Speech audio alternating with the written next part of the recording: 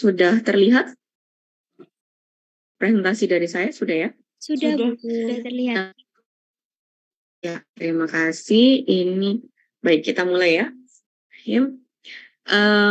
Jadi kalau misalnya kita berbicara tentang penilaian status gizi gitu ya, kita kan tahu ada 4 domain yang harus kita nilai gitu ya. Yang pertama adalah antropometri, biokimia, klinis, dan dietary atau pola makannya. Jadi kalau disingkat ABCD. Nah, terkait dengan fungsi ginjal maupun fungsi-fungsi organ yang lain, kita tidak hanya bisa menilai dari segi klinisnya ya. Ketika sudah terjadi suatu kondisi atau fisiologi, maka itu akan muncul pada gejala klinis. Meskipun sebenarnya kondisi atau manifestasi klinis dari suatu patofisiologi itu adalah biasanya itu sudah stage akhir. Artinya kita sudah bisa mengambil kesimpulan bahwa ada kaitannya dengan gizi, ada entah itu malnutrisi, entah itu kekurangan, defisiensi, ataupun toksisitas. Nah, untuk indikator biokimia itu sedikit berbeda. Kalau misalnya kita lihat, bedanya adalah ketika kita menentukan suatu status seseorang ya terkait dengan fungsi, kita bisa melihat bahkan sebelum terjadi manifestasi klinis itu dari indikator biokimia. Contohnya misalnya, kalau misalnya teman-teman pernah dengar tentang tes toleransi glukosa oral atau TTGO. TTGO itu adalah suatu cara untuk menilai atau untuk men-screening terjadinya diabetes di masa depan. Jadi kalau misalnya seseorang itu mengalami gangguan pada tes toleransi glukosa, maka bisa dipastikan kalau tidak di treatment, maka di kemudian hari itu bisa berkembang menjadi diabetes. Nah, indikator biokimia atau yang biasa disebut dengan istilah biomarker itu bisa kita gunakan sebagai prediktor untuk menilai status dari suatu kondisi di masa depan. Baik itu status kesehatan maupun status gizi, gitu ya. Nah, terkait dengan ginjal, gitu, kalau misalnya kita ingin melihat bagaimana sebenarnya biomarker-biomarker yang bisa kita nilai untuk menggambarkan fungsi ginjal, yang pertama harus kita ketahui adalah bagaimana anatomi ginjal itu sendiri, gitu ya. Ginjal itu dia terdiri dari beberapa bagian-bagian, termasuk ada korteks, ada kapsula, ada arteri dan lain sebagainya. Nah, di sini fungsi utama dari ginjal itu adalah untuk menyaring atau melakukan filtrasi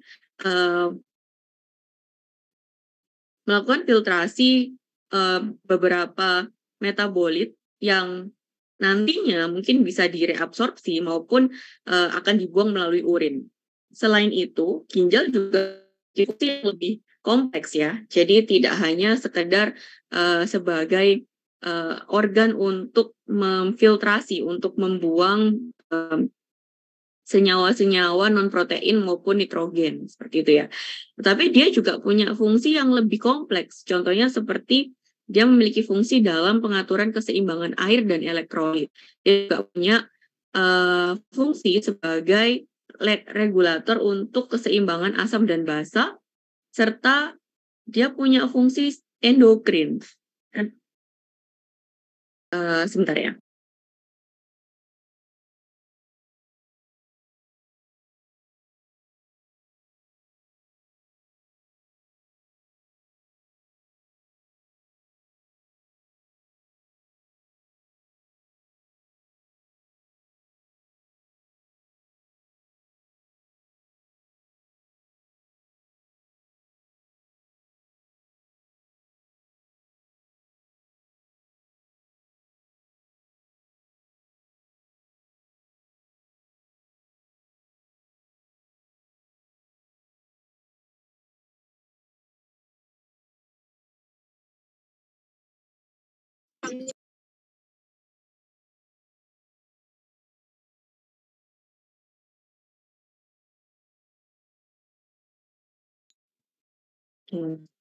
Ada sedikit, kita lanjutkan ya.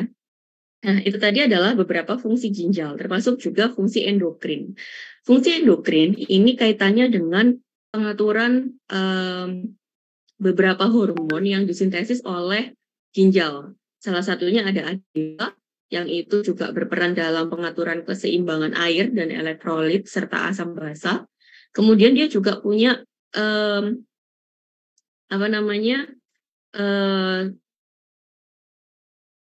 fungsi yang lain, seperti misalnya dia mensintesis hormon adrenalin, di mana itu adalah salah satu hormon pertumbuhan yang juga mengatur sintesis beberapa protein tertentu, seperti itu. Jadi kalau misalnya kita melihat secara umum gitu ya, fungsi ginjal ini sangat krusial untuk mendukung kesehatan fisiologis atau keseimbangan seseorang. Nah, kaitannya dengan gizi, karena kita tidak mungkin melepaskan fungsi ginjal ini dari yang berhubungan dengan metabolisme ya, karena kalau kita bicara tentang metabolisme, artinya kita juga berbicara tentang sisa, gitu kan? Ada metabolit yang dihasilkan dari proses-proses metabolisme. Nah, fungsi ginjal di sini adalah untuk mengatur agar metabolit yang terbentuk selama proses metabolisme itu bisa dibuang ataupun bisa direabsorpsi kembali untuk menunjang keseimbangan fisiologis, seperti itu. Sehingga penting untuk menilai fungsinya, gitu ya, karena dalam penilaian status gizi kita tidak hanya menilai bagaimana status antropometrinya, mungkin dia kurang gizi dan lain sebagainya, tetapi kita juga perlu melihat bagaimana sih peran dari beberapa organ penting yang dia juga bisa berkaitan dengan metabolisme dari zat gizi yang lain, zat-zat gizi tertentu yang menunjang status gizi seseorang.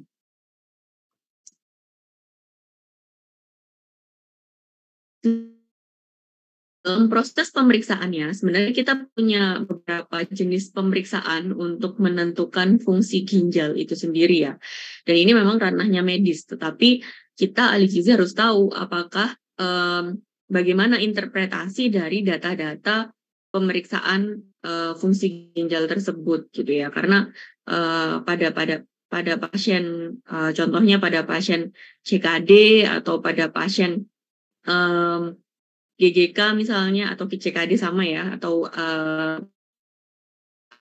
gagal ginjal akut misalnya, itu untuk menentukan apakah kita memberikan diet yang katakanlah harus ada pembatasan natrium atau pembatasan protein tertentu, kita harus tahu bagaimana mana sih fungsi ginjal itu terganggu, supaya ketika kita memberikan diet yang kita berikan tidak sampai membebani kerja dari ginjal, seperti itu.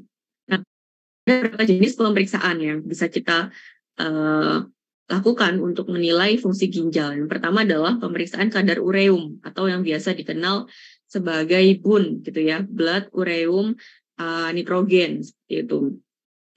Atau bisa juga dengan melihat kadar dari kreatinin, baik kreatinin di dalam darah maupun di dalam urin. Nanti kita akan bahas satu persatu. Kemudian ada juga pemeriksaan-pemeriksaan yang lain yang untuk menunjang apakah terjadi kegagalan fungsi ginjal. Contohnya seperti pemeriksaan kadar asam urat, sistatin C, beta mikroglobulin, kemudian mikroalbumin urea, apakah ada albumin di dalam urin atau tidak, kemudian pemeriksaan melalui inulin, ataupun juga bisa dengan melakukan injeksi zat yang berlabel radioisotop untuk melihat fungsi dari ginjal. Nah, kalau misalnya kita melihat di rumah sakit gitu ya, melihat kondisi di rumah sakit, memang tidak semua pemeriksaan itu bisa dilakukan. Karena ada beberapa pemeriksaan itu yang dia cukup mahal untuk pelaksanaannya. Tidak semua rumah sakit itu memiliki alat yang dengan fasilitas yang memadai gitu ya, sehingga pemeriksaan-pemeriksaan yang rumit dan membutuhkan biaya yang mahal itu jarang dilakukan. Yang paling banyak dan paling sering dilakukan itu adalah pemeriksaan kadar ureum dan juga pemeriksaan kadar kreatinin. Jadi ureum itu adalah produk akhir dari katabolisme protein. Jadi produk akhir dari pemecahan protein itu adalah ureum. Baik itu diproduksi oleh hati dan kemudian nanti akan didistribusikan melalui cairan intraseluler maupun ekstraseluler ke darah gitu ya. Kemudian nanti akan difiltrasi oleh glomerulus di ginjal gitu ya, oleh sel-sel ginjal. Nah, normalnya gitu ya, ureum itu akan dikeluarkan, akan dibuang bersama dengan metabolit yang lain. Tetapi pada kondisi tertentu seperti misalnya gangguan ginjal ya, misalnya pada kasus-kasus di mana ginjal itu filtrasinya tidak berjalan dengan baik, fungsi filtrasinya terganggu, maka kadar ureum yang ada di darah itu jauh lebih tinggi dibandingkan yang dikeluarkan melalui urin. Nah, ini nanti akan bisa kita jadikan indikator bahwa ginjal itu terganggu dan seberapa parah sih terganggunya. Jadi kadar ureum itu kita bisa menentukan bahwa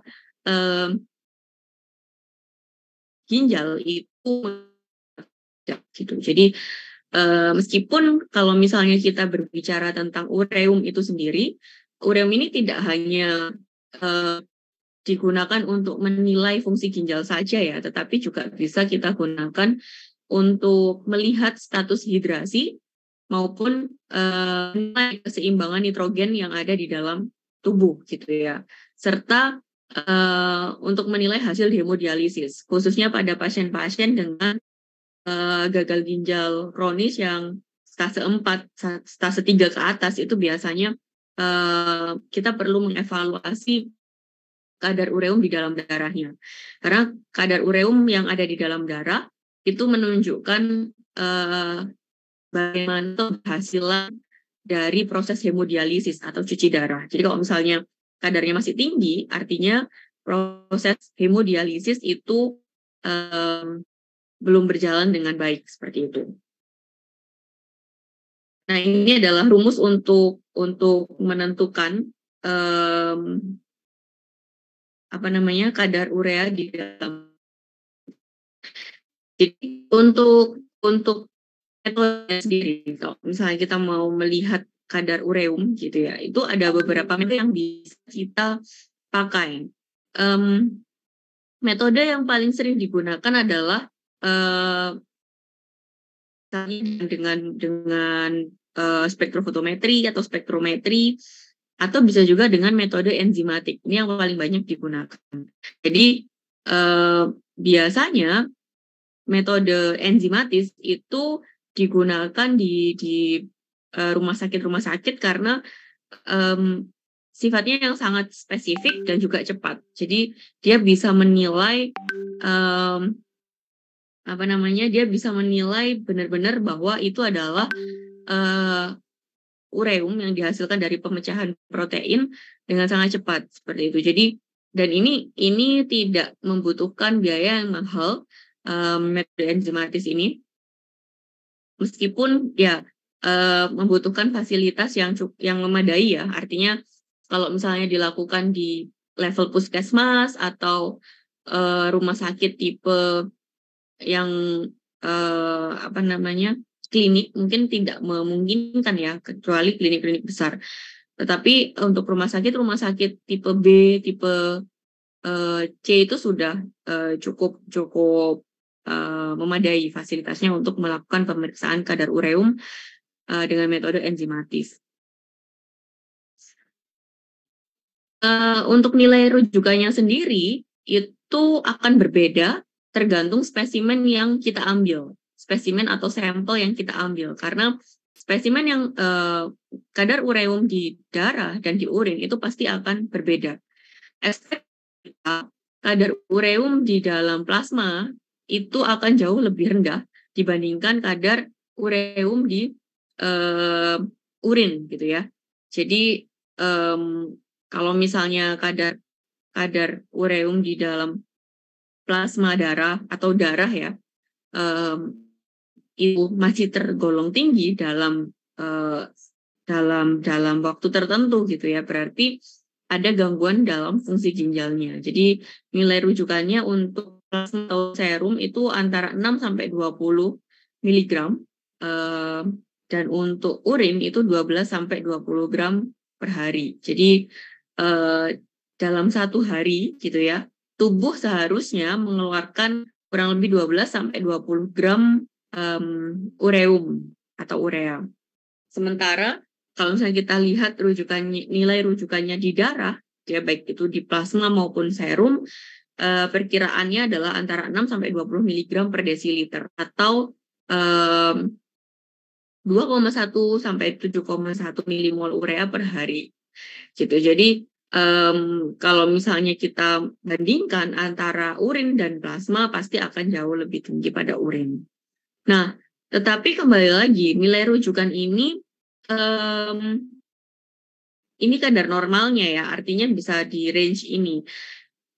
Tetapi kembali lagi di setiap individu itu akan memiliki kadar ureum yang berbeda-beda, sehingga kalau misalnya dirujuk gitu ya, maksudnya kita lakukan tes cut off ini untuk menilai bahwa seorang memiliki kadar ureum yang normal. Karena ada beberapa hal yang bisa mempengaruhi kadar ureum di dalam darah, dan ini menjadi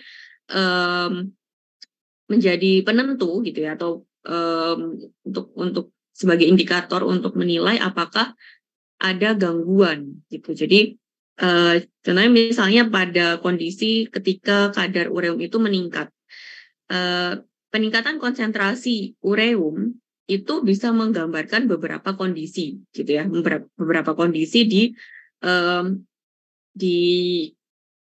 bagian tertentu.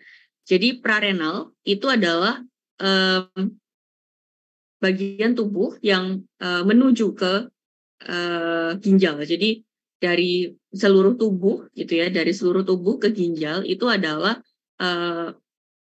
prarenal. Kita sebutnya sebagai bagian prarenal. Kemudian ada bagian renal, yaitu yang ada di dalam ginjalnya itu sendiri, dan pascarenal. Pascarenal itu adalah dari ginjal ke saluran kemih gitu ya. Jadi ketika terjadi peningkatan konsentrasi ureum itu kita bisa asumsikan, kita bisa melakukan asesmen lanjutan. Misalnya di prarenal itu menunjukkan adanya gagal jantung kongestif, shock, perdarahan, dehidrasi, atau adanya peningkatan katabolisme protein. Atau bisa juga itu sebagai penanda bahwa seseorang itu sedang menjalani diet tinggi protein. Jadi kalau misalnya kadar atau konsentrasi ureum di dalam darah itu tinggi kadarnya, itu bisa menjadi satu penanda adanya beberapa kondisi ini gitu ya.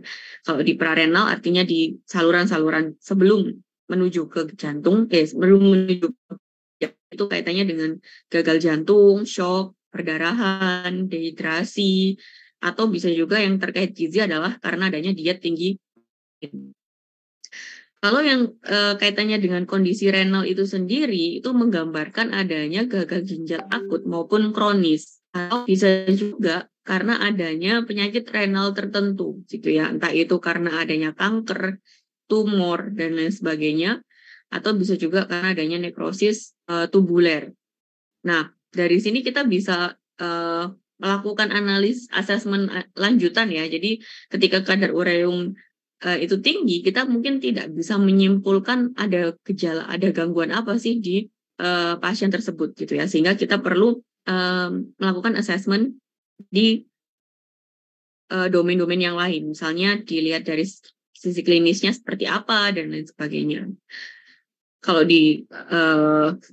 sementara kalau misalnya terjadi penurunan konsentrasi, ini menggambarkan kondisi adanya asupan rendah protein, atau bisa juga karena adanya muntah atau diare yang berat gitu ya, atau bisa juga terjadi adanya penyakit hati yang akhirnya mengganggu katabolisme protein. Jadi karena ureum itu disintesis di hati, dia diproduksi di hati, maka ketika terjadi penyakit hati, ada gangguan di hatinya, itu juga bisa menurunkan kadar ureum di dalam darah maupun urin gitu.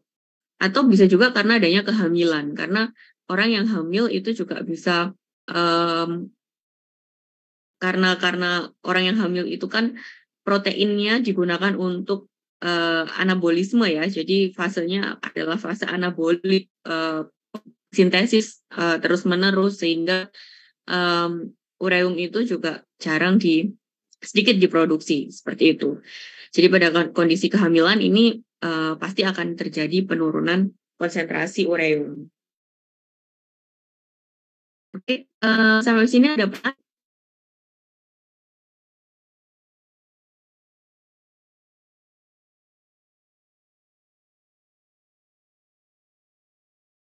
Cukup jelas? Jelas Bu Ninis. Jelas Bu. Oke, saya lanjutkan ya. Nah, selain ureum, yang penting untuk dilakukan adalah pemeriksaan kadar kreatinin di dalam darah maupun urin. Serum kreatinin ini, kadar serum kreatinin ini bisa kita gunakan untuk mengukur kemampuan filtrasi glomerulus. Jadi kemampuan filtrasi glomerulus ini adalah di mana kalau misalnya terjadi gangguan itu GFR-nya atau glomerulus filtration rate-nya itu akan menurun. Nah, ini menjadi salah satu indikator bahwa fungsi ginjal itu sedang terganggu, baik itu gangguannya akut maupun kronis gitu kan. Nah, nanti itu tergantung seberapa besar kadar kreatinin yang kita temukan di dalam darah maupun urin. Jadi ekskresi kreatinin itu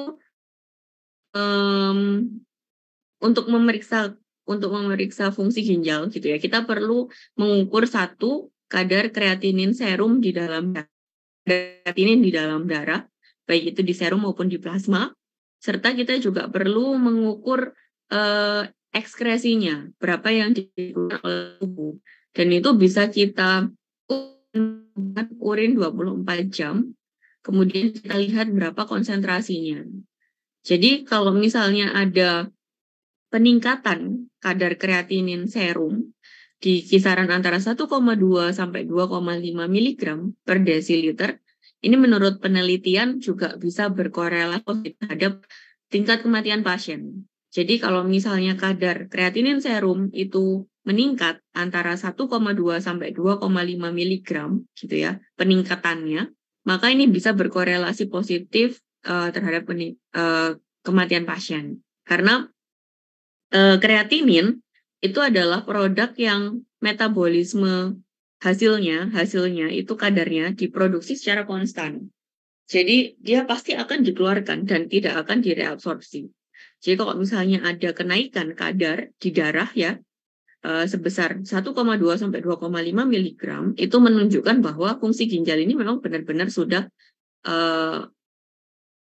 rusak gitu. Dan itu berkorelasi positif terhadap kematian pasien.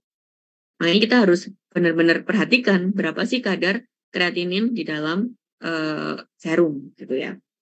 Karena tadi kreatinin itu adalah hasil metabolit atau hasil metabolisme yang akan diproduksi secara konstan dan akan difiltrasi. Jadi tidak akan direabsorpsi seperti itu. Dia pasti akan dibuang melalui urin.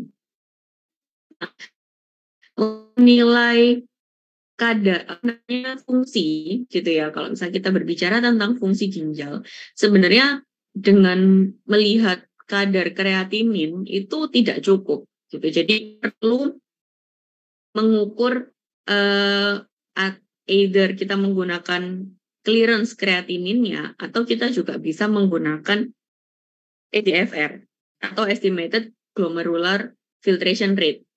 Jadi ada rumus yang sudah dikembangkan untuk menilai fungsi dari ginjal. Jadi misalnya kita mau menggambarkan dengan clearance kreatinin ataupun EGFR itu juga boleh gitu ya. Jadi kalau clearance kreatinin itu menggambar berapa sih jumlah volume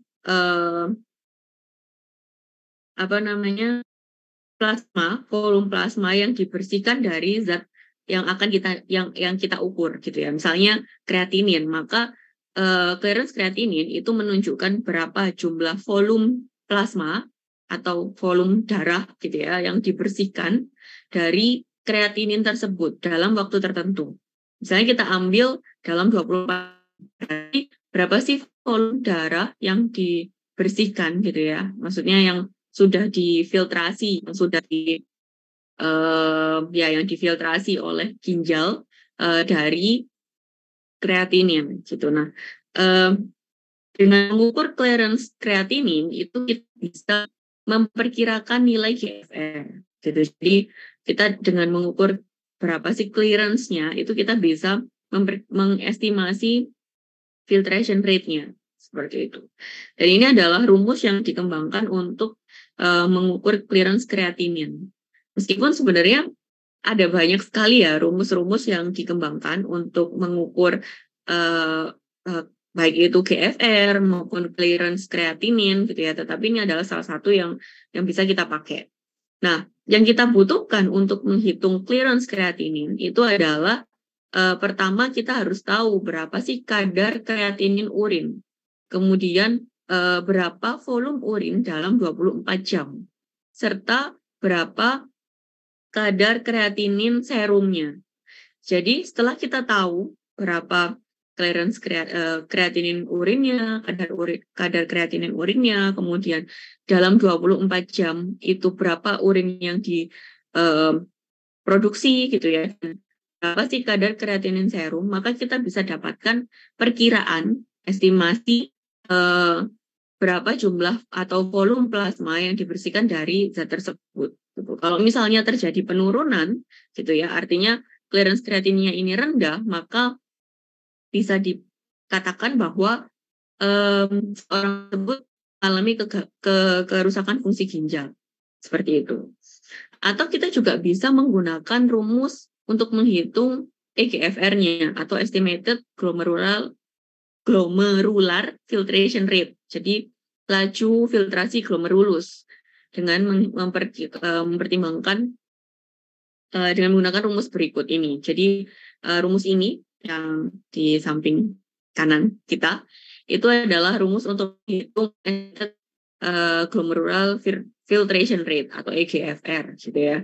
Dan ini rumus ini kita juga membutuhkan adanya perhitungan serum kreatinin. Jadi kalau misalnya pada clearance kreatinin itu kan kita harus tahu berapa jumlah volume dalam 24 jam gitu ya. Kemudian berapa kadar urin kreatininnya, kreatinin urinnya berapa. Kalau dengan menggunakan rumus EGFR gitu ya, ini adalah estimated ya, karena estimated maka yang kita gunakan adalah hanya serum kreatinin saja.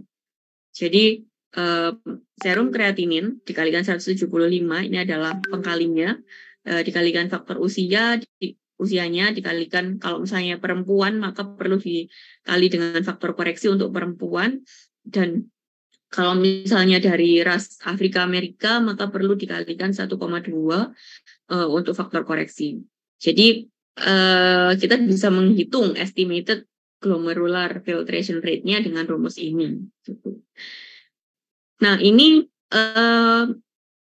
rumus ini itu hanya cocok untuk pasien-pasien dewasa ya, karena untuk pasien dengan usia yang lebih muda itu ada rumus yang lain yang bisa kita gunakan. Jadi yang ini hanya untuk pasien-pasien usia dewasa antara 18 sampai 70 tahun seperti itu.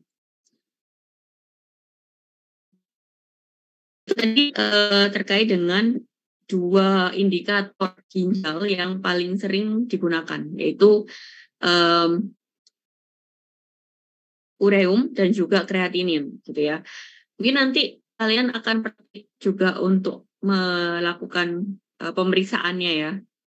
Saya kurang tahu nanti yang digunakan oleh Bu Evi apa metodenya, entah metode enzimatik atau dengan metode kimia, tetapi yang jelas ada beberapa metode pemeriksaan yang bisa kita gunakan. Jadi yang kita praktikumkan, yang kita gunakan pada saat ini itu belum tentu akan digunakan ketika kalian mungkin nanti bekerja di rumah sakit. Jadi ada beberapa metode gitu ya yang bisa dipakai. Nah, ada apa namanya? Yang paling banyak dipakai itu adalah metode enzimatik. Kenapa? Karena metode enzimatik itu sangat spesifik. Benar bisa mengukur kadar beberapa indikator apa namanya fungsi ginjal ya, tidak hanya ureum atau kreatinin, tetapi juga beberapa fungsi ginjal yang lain. Gitu. Salah satunya kadar asam urat ini. Jadi kadar asam urat itu digunakan untuk mengukur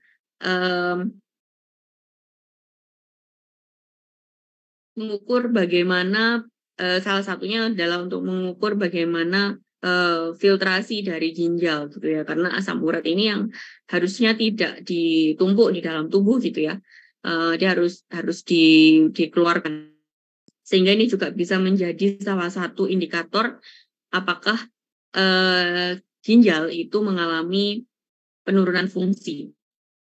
Nah, untuk kadar asam urat itu sendiri tadi ya ada beberapa metode yang bisa kita gunakan, kemudian nilai rujukannya yang bisa kita pakai untuk menggambarkan bagaimana fungsi dari ginjal itu adalah dengan melihat kadar asam urat di urin gitu. Jadi dengan metode enzimatik menggunakan urikase ya, biasanya yang paling banyak adalah metode enzimatik urikase ini ya, itu kita bisa menentukan berapa sih kadar plasma atau serum asam urat gitu, dan itu nanti ya di kelompok umur pasti akan berbeda-beda, tetapi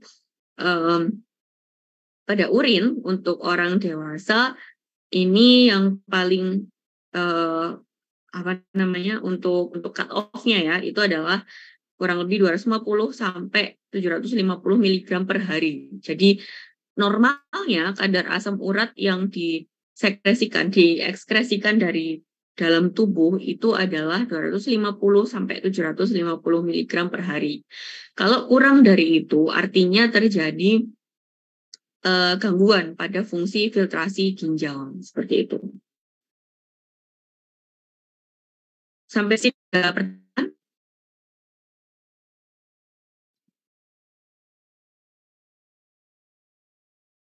Belum ada, Bu.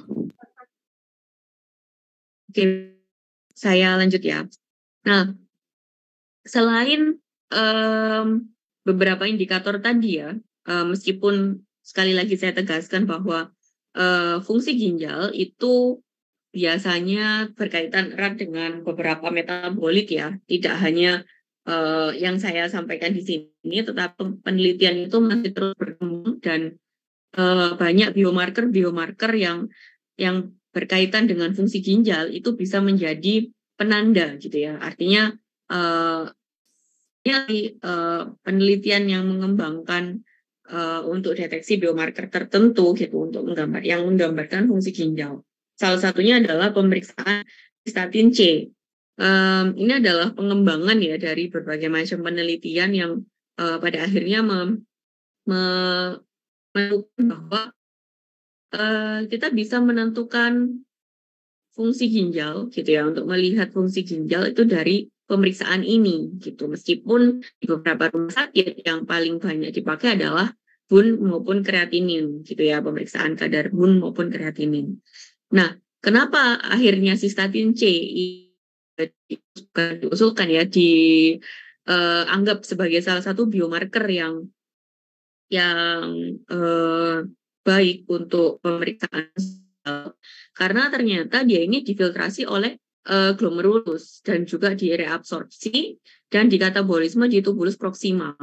Sehingga ketika terjadi peningkatan sistatin C, ini kita bisa mendapatkan informasi penurunan GFR yang lebih dini gitu. Jadi banyak peneliti yang akhirnya menyimpulkan bahwa sistatin C itu bisa menjadi prediktor untuk penurunan GFR. Jadi kalau misalnya kadarnya itu tinggi, gitu ya, sistatin C ini tinggi kadarnya, maka ini adalah prediktor untuk di kemudian hari orang ini beresiko mengalami penurunan GFR. Meskipun ya banyak faktor juga ya yang berpengaruh gitu kan. GFR tadi glomerulus filtration rate. Jadi laju filtrasi glomerulus itu bisa kita prediksi bagaimana depannya itu dengan C. Jadi kalau dia meningkat kadarnya, maka kita bisa asumsikan bahwa di kemudian hari ada resiko penurunan GFR. Gitu. Jadi menurut beberapa penelitian, sistatin C ini lebih sensitif dibandingkan kalau kita hanya mengukur kadar kreatinin di serum gitu. Karena sistatin C ini bisa memberikan gambaran di awal bahwa ada resiko terjadi penurunan GFR. Dan GFR itu kan menjadi salah satu penentu fungsi ginjal ya. Dan untuk pemeriksaannya itu sendiri, metode yang bisa dipakai adalah dengan menggunakan immunoturbidimetri, di mana atau immunonevelometri, di mana tidak semua fasilitas rumah sakit itu memiliki alat untuk mengukurnya. Mungkin kalau reagennya atau bahan-bahannya itu bisa dibeli ya, tetapi kalau untuk alatnya itu membutuhkan biaya yang lebih besar dibandingkan kalau kita hanya mengukur serum, kreatinin maupun ureum. Oke. Kemudian ada biomarker yang lain yang bisa kita gunakan, yaitu beta 2 mikroglobulin. Ini adalah protein yang bentuknya sangat kecil, jadi ukurannya itu micro size ya. Dan ini menunjukkan adanya peningkatan metabolisme seluler pada beberapa penyakit. Jadi kalau misalnya kita mau melihat apakah ada proliferasi beberapa sel gitu ya, misalnya mieloproliferatif, limfoproliferatif, adanya inflamasi maupun gagal ginjal gitu ya, itu kita bisa menggunakan indikator mikroglobulin ini, salah satunya. Karena dengan kadar mikroglobulin di serum gitu ya, ini kita bisa mengetahui adanya fungsi tubulus. Jadi pada beberapa kasus karena dia adalah protein gitu ya, dan ini salah satu protein yang penting dalam sistem imun sebenarnya, mikroglobulin ini. Mungkin kalau misalnya kalian pernah dengar ada imunoglobulin, nah ini adalah pecahan dari protein imun. Jadi ketika seseorang itu mengalami gangguan pada fungsi tubulusnya, maka ada peningkatan kadar mikroglobulin, di mana itu menunjukkan adanya gangguan gitu ya pada ginjal. Dan ini penting khususnya pasien-pasien yang menjalani transplantasi ginjal. Kenapa? Karena kalau misalnya kita lihat kadar mikroglobulin yang meningkat, itu artinya ada penolakan dari tubuh seseorang itu terhadap ginjal yang baru ditransplantasi. Jadi kita bisa menggunakan mikroglobulin ini sebagai indikator apakah ada kecocokan atau tidak pada pasien transplantasi ginjal. Dan ini pemeriksaannya itu bisa digunakan dengan metode enzim link immunosorbent assay atau ELISA yang biasa kita kenal dengan ELISA. Nah, mikroalbumin tadi yang ada di dalam darah ya, itu bisa kita gunakan untuk melihat tadi gangguan pada tubulus. Sementara kalau misalnya kita mau melihat apakah ada tanda awal gitu ya, untuk melihat tanda awal penyakit di ginjal, apakah itu dia berasal dari prarenal, maksudnya gangguannya itu apakah di prarenal atau di pascarenal, artinya di saluran kemih gitu ya. Itu kita bisa menggunakan indikator mikroalbumin di urin. Jadi kenapa disebut mikroalbumin urea? Karena memang deteksinya itu di urin. Sebentar.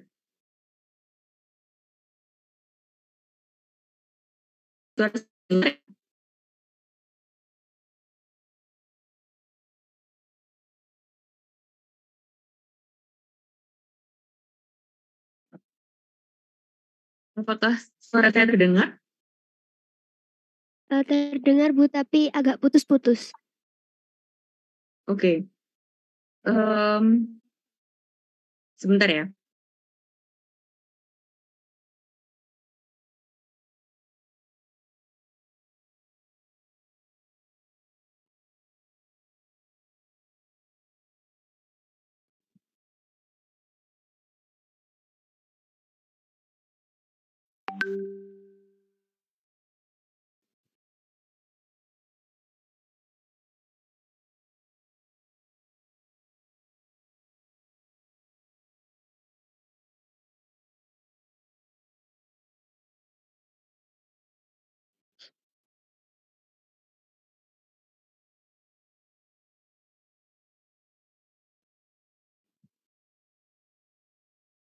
Apakah suara saya sudah terdengar?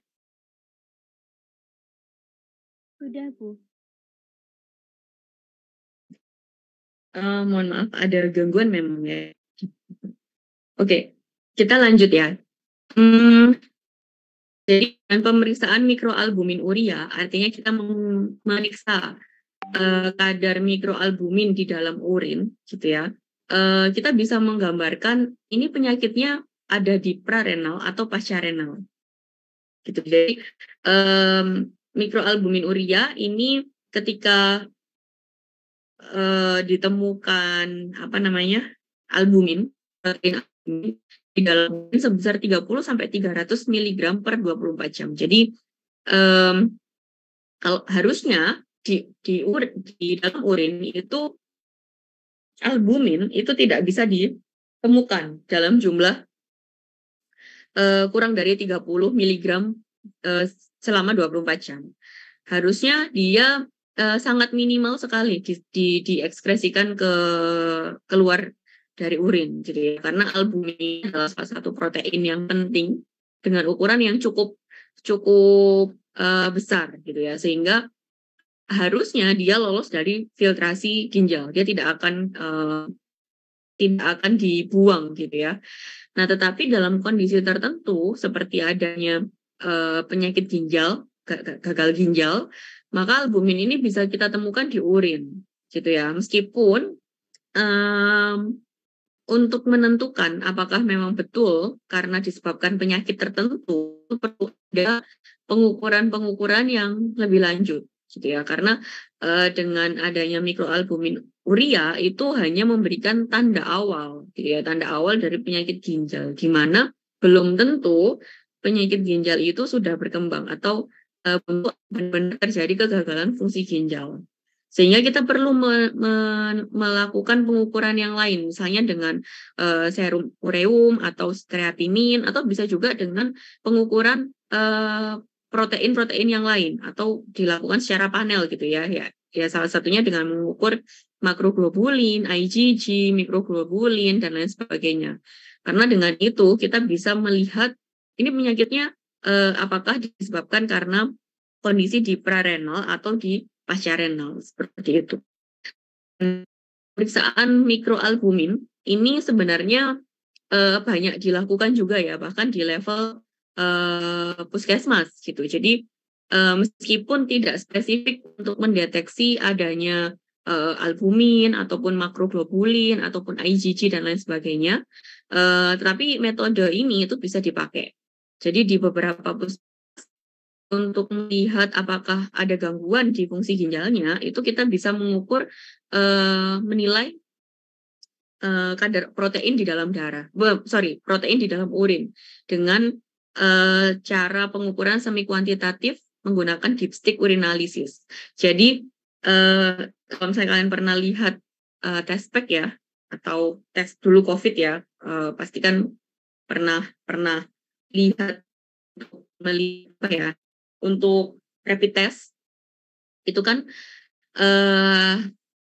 biasanya pakai dipstick gitu kan. Nah ini juga sama, tetapi karena dia hanya mengandalkan apa namanya, pewarnaan gitu ya, karena dia semi kuantitatif, jadi tidak bisa kita pastikan apakah benar-benar itu disebabkan karena penyakit tertentu. Tetapi itu bisa menjadi suatu penanda atau alat metode screening untuk menilai bahwa bukan akan ya, ada resiko penyakit ginjal di kemudian hari. Gitu, untuk menilai adanya protein urea, istilahnya seperti itu. Dan ini banyak dipakai untuk pemeriksaan pada ibu hamil. Ya, jadi khususnya di hamil terakhir, trimester ketiga, di mana ibu hamil itu rentan sekali mengalami preeklamsi, gitu ya. Sehingga dengan mengukur protein di dalam urin itu bisa menunjukkan adanya ada atau tidaknya gangguan fungsi ginjal. Karena pada ibu hamil itu khususnya di trimester ketiga ya, di mana resiko untuk mengalami preeklamsi itu cukup tinggi, dan preeklamsi itu kaitannya dengan tekanan darah ya, di mana tekanan darah itu regulasinya diatur oleh ginjal gitu. Sehingga kalau misalnya terjadi ada protein urea atau ada protein di dalam urin, maka ini bisa menjadi penanda bahwa ada gangguan fungsi ginjalnya, dan itu beresiko ketika tidak tertangani, khususnya di ibu hamil seperti itu. Nah ini kita sebagai ahli gizi juga perlu tahu gitu ya, karena kalau misalnya ada pasien ibu hamil ternyata datang dengan protein urea, maka apa yang harus dilakukan oleh ahli gizi seperti itu. Sampai sini ada pertanyaan? Belum? Baik. Belum ada, Bu. Ya, saya lanjutkan ke pemeriksaan yang selanjutnya.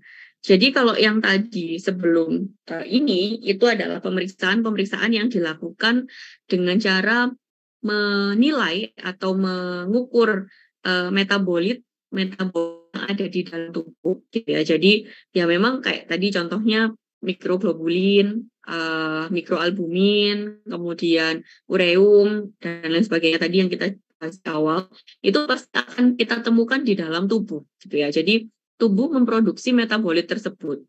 Nah, pemeriksaan yang selanjutnya ini kita tidak menggunakan indikator atau biomarker dari dalam tubuh itu sendiri, tetapi kita menggunakan biomarker yang diinjeksikan, yang dimasukkan ke dalam tubuh, gitu. Jadi untuk mengukur fungsi ginjal kita bisa menggunakan inulin. Jadi inulin ini adalah serat yang larut air. Mungkin teman-teman tahu ya, ada beberapa jenis serat. Salah satunya ada serat yang larut air, yaitu salah satu jenisnya adalah inulin. Nah, inulin ini bisa kita gunakan untuk mengukur GFR secara langsung, secara objektif ya. Kalau tadi dengan menggunakan rumus itu istilahnya itu adalah estimated ya, jadi estimasi saja, belum tentu GFR-nya segitu. Tetapi dengan pemeriksaan inulin dan nanti ada pemeriksaan dengan bantuan zat yang ditempeli radioisotop, itu kita bisa melihat benar-benar berapa sih GFR dari pasien seperti itu. Jadi pemeriksaannya itu adalah dengan menginjeksikan biasanya 25 mili inulin gitu ya secara intravena, kemudian ya dengan prosedur tertentu ya, kalau di medis pasti ada SOP yang harus dipenuhi. Kemudian nanti pasien itu akan dimonitor, akan dikumpulkan urinnya setiap 20 menit gitu ya. Kemudian dilakukan pengukuran berapa sih kadar inulin yang dikumpulkan dari urin dan berapa inulin yang tersisa di dalam darah gitu. Jadi di awal dan di akhir sampel darahnya diambil, kemudian nanti dibandingkan berapa yang tersisa di darah, berapa yang keluar di urin. Kenapa menggunakan inulin? Karena inulin ini salah satu zat yang dia tidak bisa dimetabolisme oleh tubuh. Jadi ketika dimasukkan, sel itu tidak akan mengubah inulin menjadi apapun. Dia akan tetap menjadi inulin. Berbeda dengan kayak misalnya vitamin gitu ya. Vitamin A di dalam tubuh dia akan dimetabolisme menjadi zat-zat bentuk-bentuk aktif yang lain. Misalnya biotin dia akan menjadi apa-apa seperti itu. Kalau inulin itu dia tidak akan dimetabolisme. Jadi ya sudah dia ada di situ, tetapi dia tidak akan menimbulkan bahaya maupun manfaat apapun. Gitu ya. Manfaat ada, tetapi tidak akan menimbulkan bahaya. Jadi kita bisa memanfaatkan sifat inulin yang seperti itu untuk melakukan pengecekan terhadap GFR. Gitu. Nah, kita akan bandingkan normalnya clearance inulin di dalam tubuh seseorang itu beberapa nilai normal yang bisa kita jadikan rujukan ya untuk menentukan apakah clearance inulin dari seseorang itu normal atau. Nah, ini yang tadi saya sampaikan. Jadi selain inulin itu kita bisa menggunakan zat-zat tertentu, misalnya EDTA atau iotalamat atau DTPA dan lain sebagainya, gitu ya, yang sudah isotop. Jadi contohnya misalnya EDTA. EDTA ini ditempeli dengan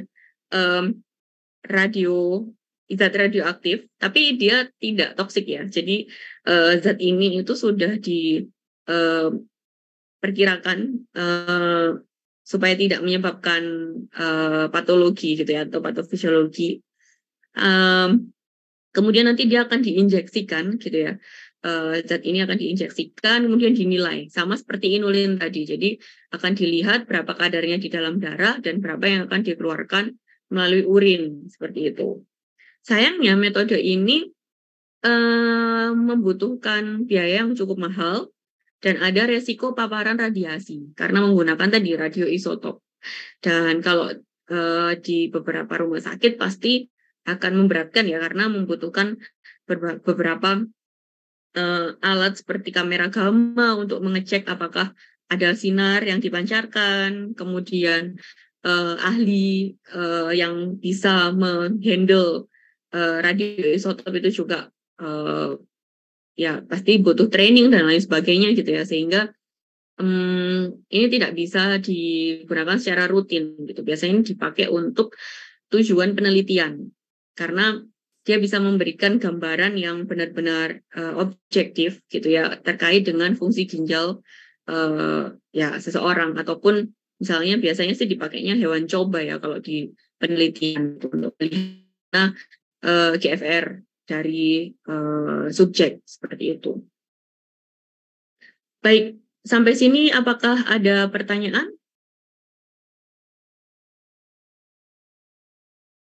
Apakah cukup jelas atau bisa diikuti? Jelas, Bu. Cukup jelas ya. Baik. Nah, ini mungkin sedikit tambahan ya dari saya terkait dengan kadar ureum dan juga maksud saya terkait dengan rumus untuk menghitung GFR karena banyak sekali rumus-rumus yang bisa dipakai. Jadi untuk menghitung EGFR, estimated GFR, itu kalian bisa memakai beberapa rumus. Jadi jangan itu satu rumus yang saya tampilkan di sini karena ada banyak ya. Jadi ada yang dari IDI juga dia mengeluarkan dari konsorsium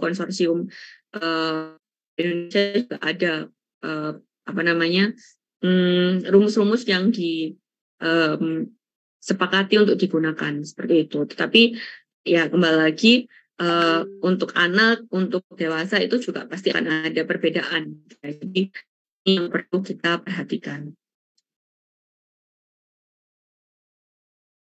Oke, saya lanjutkan sekarang terkait dengan pemeriksaan untuk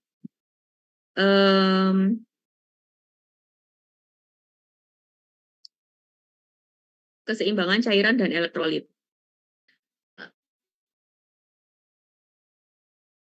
Oke, kalau kita berbicara tentang ginjal, sebenarnya fungsi ginjal itu tidak terlepas dari bagaimana tubuh akhirnya merespon dengan keseimbangan cairan dan elektrolit.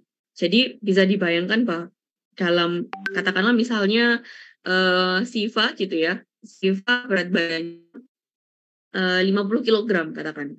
Dari 50 kilogram itu bisa dibayangkan 50 sampai 70%-nya itu adalah air.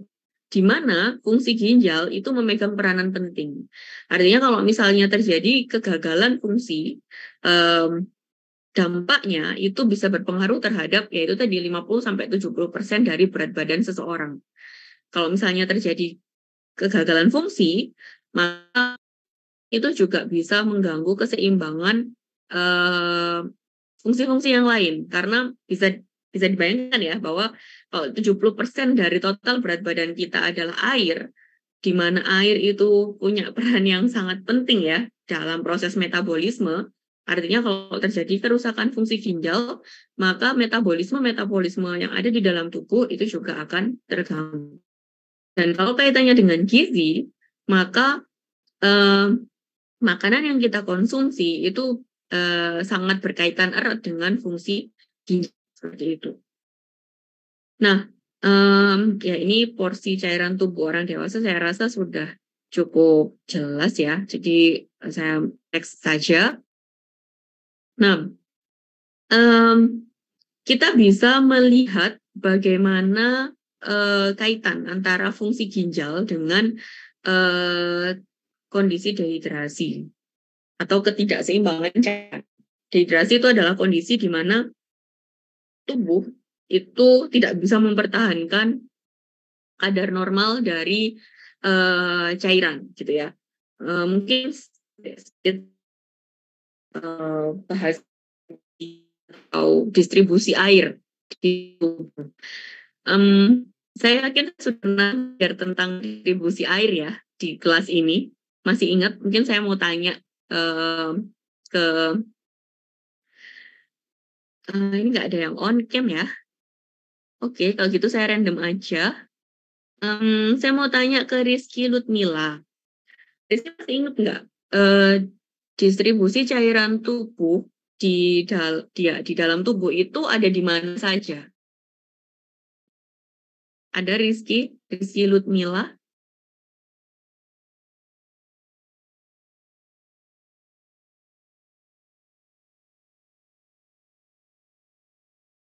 Halo,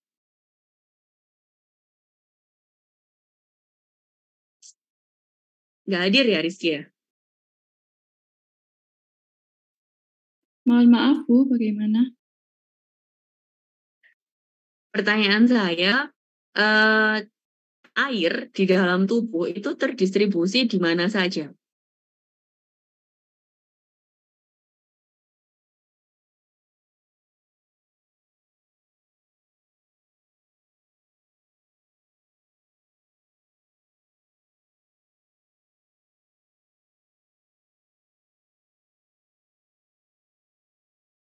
Bisa mohon untuk on cam nggak ya semuanya ini? Kalau di dalam tubuh itu ada di intrasel dan ekstrasel. Oke, kalau cairan intrasel itu menggambarkan berapa persen dari total tubuh, total cairan di dalam tubuh, Rizky? Masih inget nggak?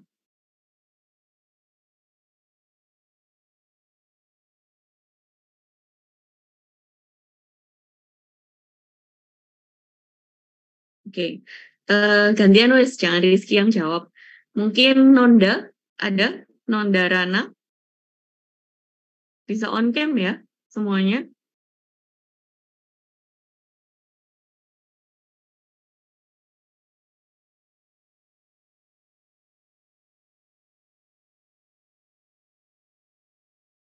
Ada Nonda?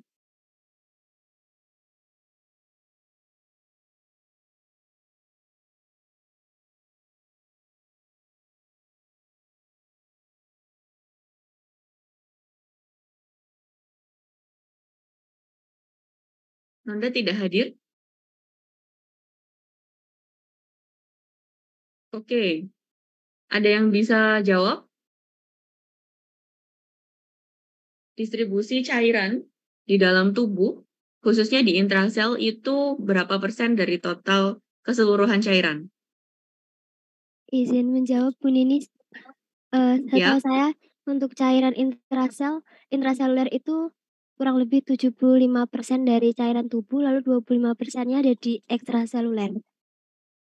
ya, betul. Jadi di intraseluler itu memegang proporsi yang lebih besar daripada di ekstraseluler. Artinya kalau misalnya terjadi dehidrasi, itu yang dimaksud adalah dehidrasi yang ada di dalam sel, gitu ya. Jadi eh, kalau misalnya kita mengalami dehidrasi, yang pertama kali kekurangan air itu adalah sel kita. Sehingga kalau misalnya itu dibiarkan dan tidak dilakukan rehidrasi, maka mungkin sel akan mengalami kematian. Di mana kalau misalnya terjadi kematian sel, itu akan berdampak fatal. Khusus sel-sel yang mengalami apoptosis itu adalah sel-sel yang tidak bisa melakukan regenerasi dengan cepat. Contohnya misalnya sel saraf, kemudian sel-sel otot jantung, di mana kalau misalnya itu, atau sel hati gitu ya, sel otot hati, itu bisa mengalami nekrosis. Dan itu dampaknya bisa menyebabkan kematian, gitu ya. Makanya kenapa cairan itu memegang peranan penting dari kehidupan sel. Jadi kalau misalnya terjadi dehidrasi, maka akan ya salah satunya ya bisa menyebabkan kematian. Nah, meskipun ya secara normal tubuh itu juga pasti akan mengeluarkan cairannya gitu ya, meskipun tetapi kembali lagi kita tetap harus melakukan rehidrasi. Jadi tubuh itu akan mengeluarkan cairannya baik melalui urin, baik melalui keringat, paru maupun feses. Dan itu kita perlu melakukan rehidrasi terus-menerus. Kehilangan cairan yang berlebihan dalam jangka waktu yang singkat itu bisa menyebabkan terjadi dehidrasi akut gitu ya. Meskipun ya kalau kita melakukan rehidrasi, kita minum pasti akan kembali gitu ya. Eh, eh, Contohnya misalnya pada kasus atlet gitu ya yang berolahraga secara masif dengan kekuatan yang besar, maka pasti akan banyak sekali air yang dikeluarkan, dan itu harus direhidrasi seperti itu. Nah, pengaturan cairan di dalam tubuh ini sangat dipengaruhi oleh ginjal, di mana ginjal itu memiliki peran untuk mensekresikan hormon yang disebut ADH atau antidiuretik hormon. Fungsi dari ADH itu adalah untuk mempertahankan supaya air itu retensi gitu ya. Jadi ketika ADH itu disekresikan, dia meningkat jumlahnya, maka air itu akan dicegah supaya tidak dikeluarkan secara berlebihan oleh ginjal. Nah, bayangkan kalau misalnya terjadi gangguan ya, di fungsi ginjal, artinya ADH yang harusnya disekresikan mungkin akan terganggu, dan itu bisa menyebabkan gangguan pada osmolaritas plasma dan juga volume yang bersirkulasi di dalam darah, dan itu akan mengganggu juga pada akhirnya dengan karena terjadinya tadi gangguan pada fungsi ginjal, dan itu akan mengganggu juga pada sel-sel untuk mempertahankan kadar airnya seperti itu, karena kadar air di dalam sel itu akan dikeluarkan kalau misalnya tubuh itu kekurangan air di intravaskuler seperti itu. Nah, ini adalah penyebab-penyebab dehidrasi ya. Saya rasa sudah cukup jelas. Untuk menentukan apakah seseorang itu dehidrasi atau tidak, ini kita bisa menggunakan beberapa cara ya, termasuk dengan mengukur dengan sistem scoring. Sistem scoring ini kita lihat dari fisik klinisnya seperti apa, atau bisa juga dengan menggunakan kateter gitu ya untuk melihat berapa jumlah cairan yang hilang, atau bisa juga kita menggunakan biomarker khusus untuk sebagai penanda adanya dehidrasi atau tidak, yaitu dengan mengukur kadar natrium dan juga kadar hematokrit di dalam darah. Hematokrit itu adalah salah satu biomarker yang bisa kita pakai tidak hanya untuk melihat dehidrasi ya, tetapi juga beberapa indikator yang lain seperti kehilangan darah yang masif sehingga hematokritnya menurun, atau bisa juga sebagai penanda adanya dehidrasi. Ketika kadar hematokrit ini cukup tinggi gitu ya, itu bisa menjadi penanda bahwa seseorang itu mengalami dehidrasi.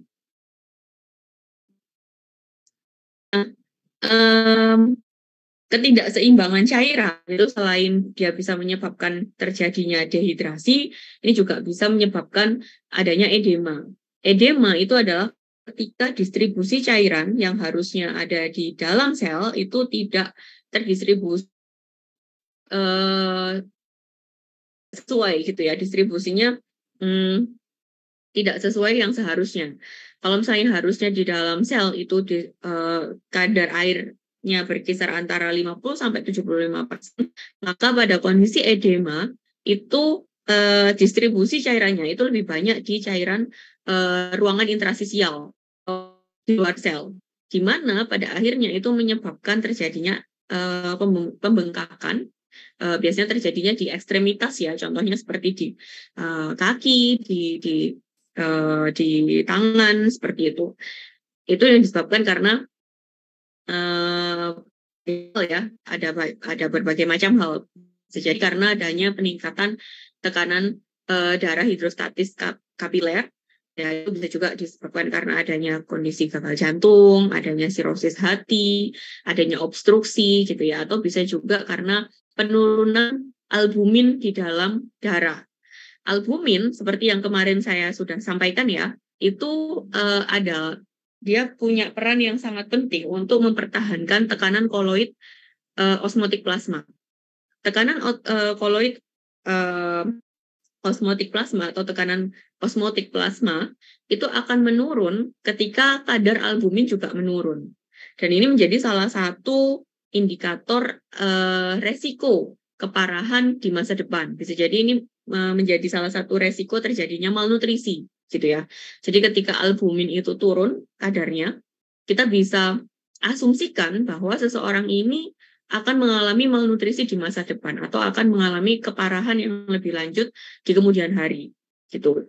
Dan ini bisa kita amati di beberapa kasus, misalnya di sindroma nefrotik ya, karena adanya gangguan pada ginjal, adanya sirosis hati, kemudian bisa juga karena malnutrisi. Ini bisa menjadi salah satu penyebab kenapa terjadi edema seperti itu atau ketidakseimbangan cairan.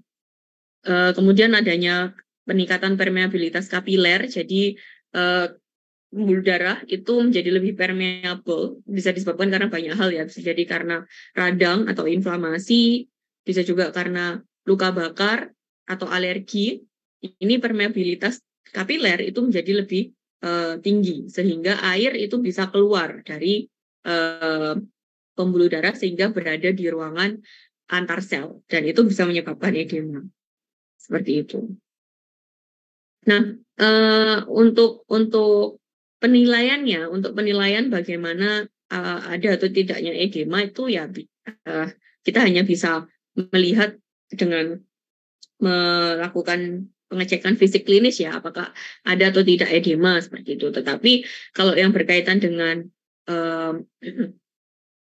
indikator biokimia yang bisa kita jadikan acuan untuk menilai terjadinya edema itu adalah dengan mengukur albumin.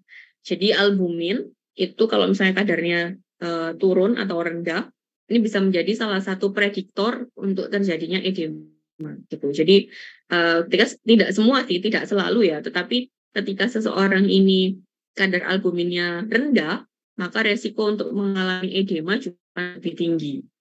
Gitu.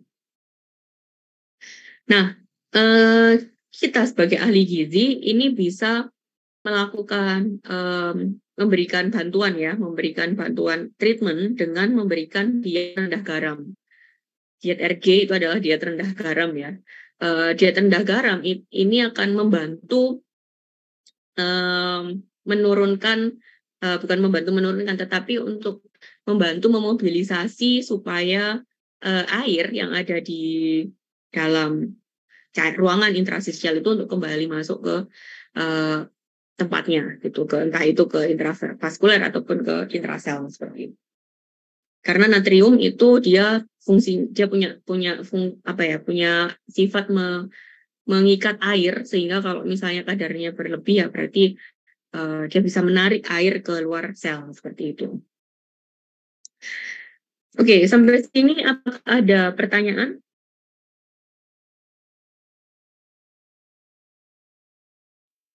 Cukup jelas? Masih bisa diikuti? Cukup jelas, Bu. Baik, saya lanjutkan ya. Nah, kita masuk ke gangguan keseimbangan elektrolit.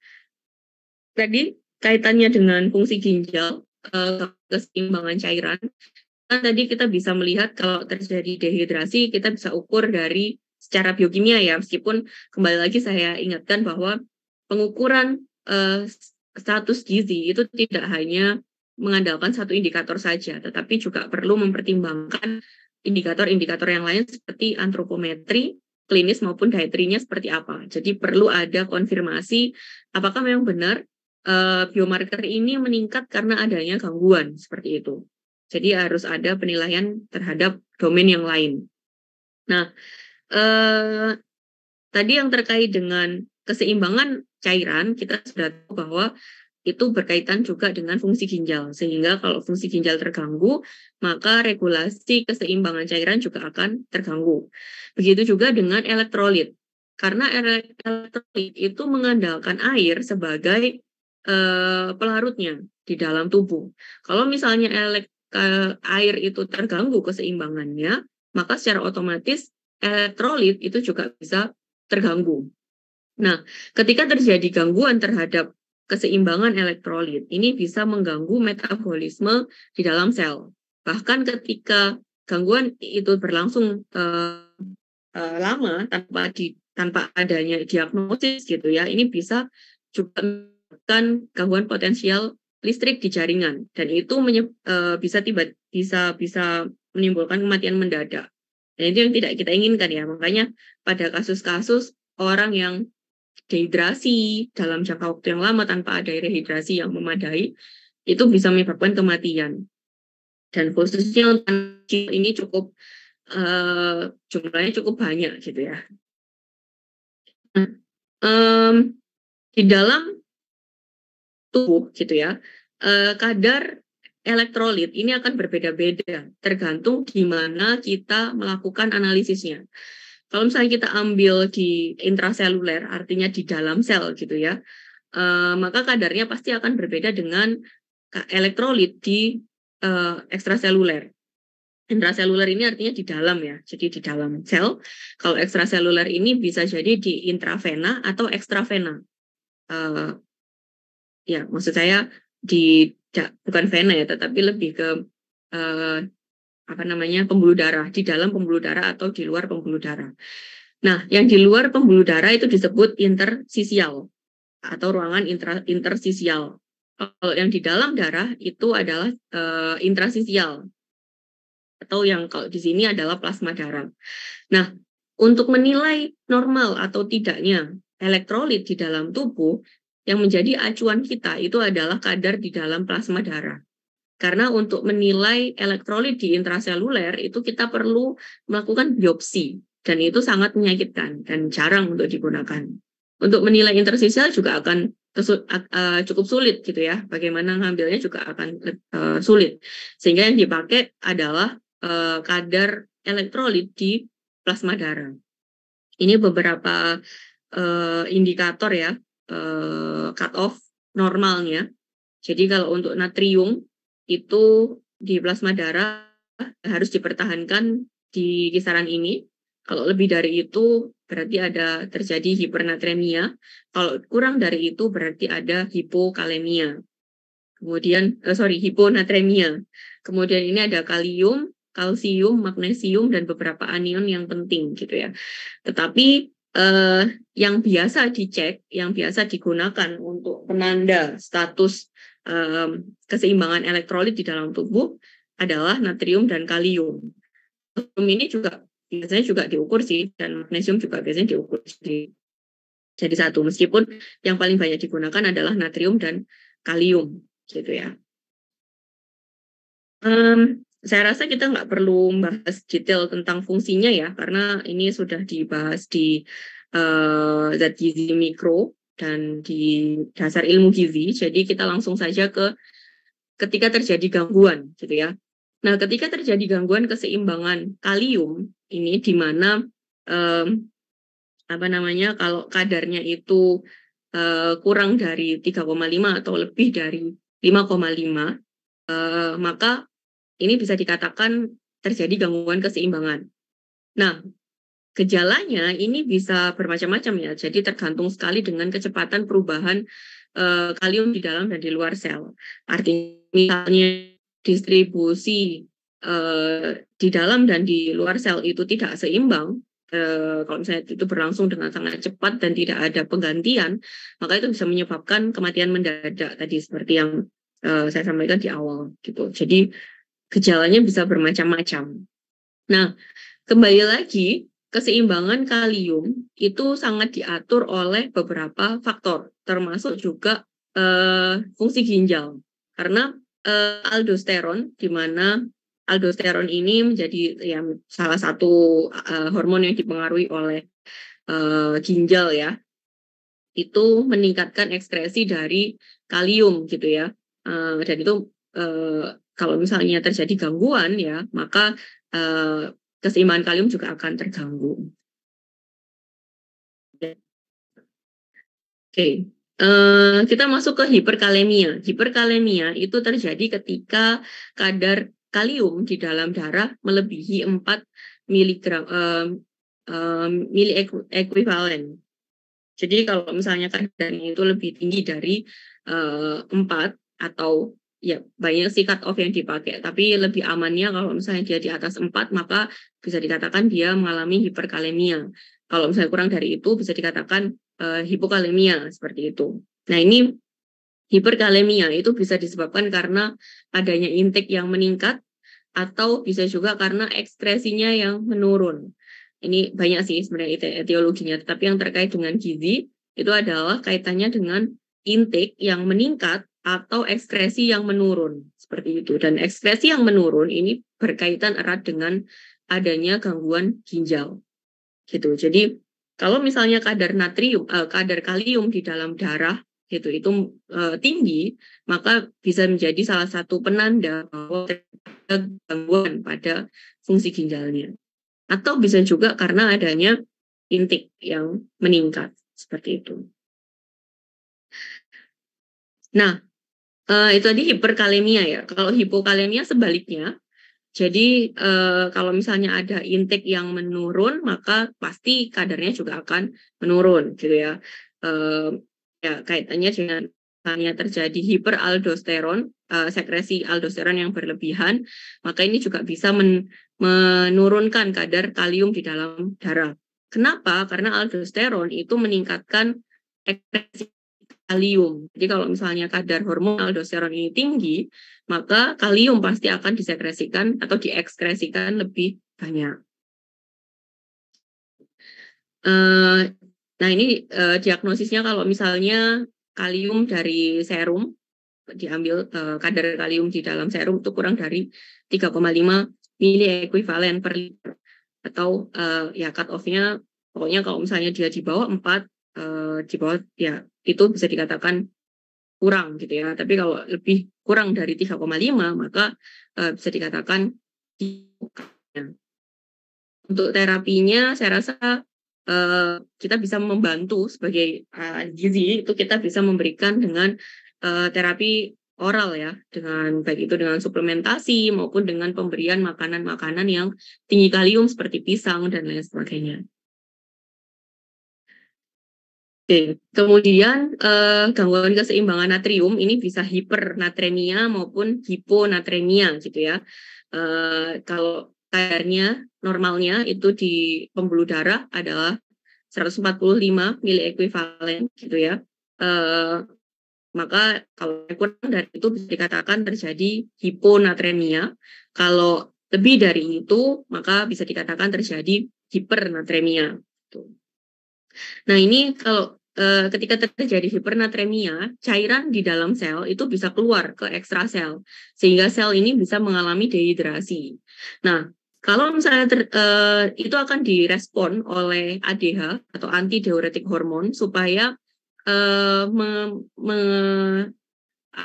merangsang rasa haus gitu ya.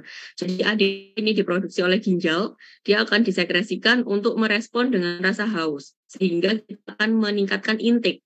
Tetapi ketika terjadi gangguan, misalnya pada ADH ini ya, antidiuretik hormon ini, misalnya tidak disekresikan, maka sel ini akan terus terdehidrasi gitu, karena tidak ada respon untuk minum yang lebih banyak seperti itu. Sehingga akan terjadi gangguan keseimbangan cairan. Nah, ini ada beberapa etiologi ya, kenapa terjadi hipernatremia. Bisa jadi karena kehilangan cairan sehingga kadarnya di dalam tubuh itu pekat gitu ya, karena airnya juga berkurang, makanya natriumnya menjadi lebih pekat. Atau intake-nya yang berlebihan. Gejala klinisnya mungkin ya banyak ya, bisa jadi ada kejang, koma, kelemahan otot dan lain sebagainya, ada letargi sampai nggak bisa bergerak, gatal dan lain sebagainya. Jadi kalau misalnya kadarnya di atas 145 ya, bisa dikatakan hipernatremia. Kalau hiponatremia itu ketika kadar natrium di dalam darah itu sangat kurang gitu ya. Jadi kalau misalnya sudah kurang dari cut off terendahnya itu sebenarnya yang masih bisa ditoleransi oleh tubuh adalah 125. Di atas 125. Jadi ketika sudah masuk di kadar 120 sampai 125, ini biasanya sudah muncul gejala klinis. Biasanya disertai dengan mual muntah gitu ya. Tapi kalau misalnya masih di atas itu, biasanya gejala klinis ini belum muncul. Jadi tubuh itu sebenarnya masih bisa mengadaptasi, masih bisa mengkompensasi. Tapi seiring berjalannya waktu, pasti akan ada penurunan kan, semakin menurun kalau misalnya tidak diimbangi dengan terapi yang sesuai gitu ya. Nah kalau misalnya kadar natrium itu kurang dari 110, maka ini bisa menyebabkan koma, bahkan sampai ya menimbulkan kematian. Makanya kenapa pada kasus orang-orang yang diare, kemudian khususnya anak kecil ya, khususnya anak kecil yang diare, itu dia harus langsung direhidrasi. Nanti mungkin kalian akan dapat kasus anak kecil yang malnutrisi, kurang gizi gitu atau gizi buruk, kemudian datang dengan kondisi yang sudah lemas dan dehidrasi, kemudian dicek ternyata kadar natriumnya sangat rendah, maka ini harus segera ditolong dengan bantuan baik itu nutrisi parenteral maupun dengan bantuan peroral seperti itu, ditambahkan misalnya Resomal lah atau apapun itu, supaya untuk merehidrasi kembali dan juga untuk meningkatkan kembali kadar natrium di dalam darahnya. Karena kalau misalnya kurang dari 110 itu bisa menyebabkan kematian. Ya.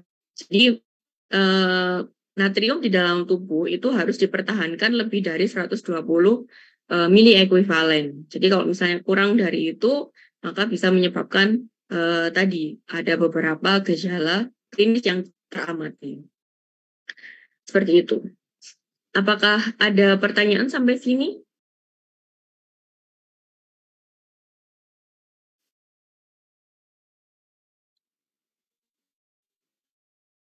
Belum ada, Bu. Masih belum bersemangat sekolah ya?